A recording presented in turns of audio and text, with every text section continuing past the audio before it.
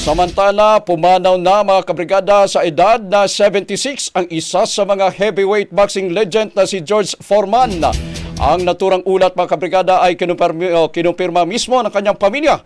Si Foreman na kilala bilang Big George ay nagwagi ng gintong medalya sa 1968 Olympics at naging heavyweight champion noong 1973 matapos talunin si Joe Frazier.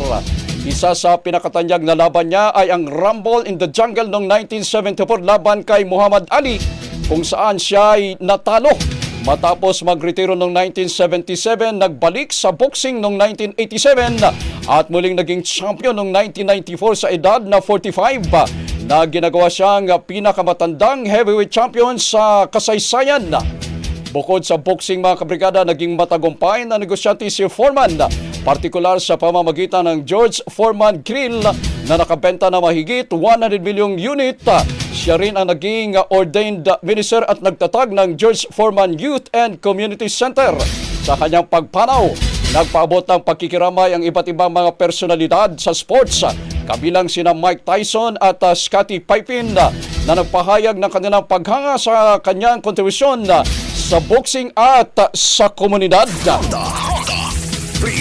Ang bahaging ito ay hatid sa atin ng Yummyvit ES3 Syrup. Simulang tuparin ang pangarap ng iyong anak. And stunting now!